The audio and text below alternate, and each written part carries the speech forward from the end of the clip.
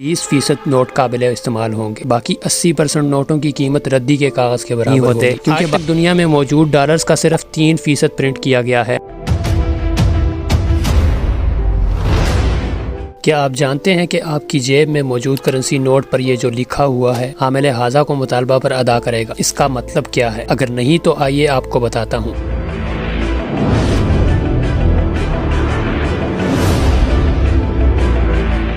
इसका मतलब ये है कि आपकी हुकूमत आपके मुतालबे पर इस नोट के बराबर सोना अदा करने की पाबंद है। नोट चाहे 1 रुपए का हो या 1000 का। अगर आज ही पाकिस्तान की कुल आबादी स्टेट बैंक के नोट वापस करके सोना लेना शुरू कर दे तो सिर्फ 20% नोट काबिल इस्तेमाल होंगे, बाकी 80% नोटों की कीमत रद्दी के कागज के बराबर होगी, क्योंकि बाकी करेंसी नोटों का सोना मौजूद ही नहीं है। इसलिए इनकी कीमत वही है जो रद्दी कूड़े की होती है। सेकेंड वर्ल्ड वार के बाद यूरोप करेंसी की वैल्यू इतनी गिर गई कि लोग लकड़ी की जगह करेंसी नोट जलाते थे, क्योंकि लकड़ी की कीमत करेंसी से ज्यादा हो गई थी। महंगाई बढ़ने की शरह, जिसे इन्फ्लेशन या अफरात ज़र कहते हैं, इसका कॉन्सेप्ट सिर्फ 100 साल पुराना है। एक मुर्गी की कीमत फिरौन के दौर में 2 दिरहम थी, जो कि 19वीं सदी के आखिर तक 2 दिरहम ही रही। अगर हम गौर करें तो आज भी इसकी कीमत 2 दिरहम ही बनती है, मतलब 0%। पिछले सिर्फ 100 सालों के दौरान कागजी करेंसी की कीमत 100 गुना गिर चुकी है। इन्फ्लेशन दरअसल एक टैक्स है जो अमीर और गरीब दोनों अदा करते हैं। आज गुर्बत की सबसे बड़ी वजह ही पेपर करेंसी है और इस पर दिया जाने वाला सूद है। जब हम IMF या दूसरे किसी ग्लोबल ऑर्गेनाइजेशन से डॉलर में कर्जा लेते हैं तो असल में डॉलर्स हमारे पास मुंतकिल नहीं होते, बल्कि अमेरिका में ही किसी बैंक अकाउंट में मौजूद एक अकाउंट में सिर्फ कंप्यूटर के जरिए ट्रांजैक्शन होती है। उस अकाउंट में भी डॉलर्स ट्रांसफर नहीं होते। आज तक दुनिया में मौजूद डॉलर्स का सिर्फ 3% प्रिंट किया गया है, बाकी 97% डॉलर सिर्फ कंप्यूटर्स की हार्ड डिस्क में मौजूद हैं।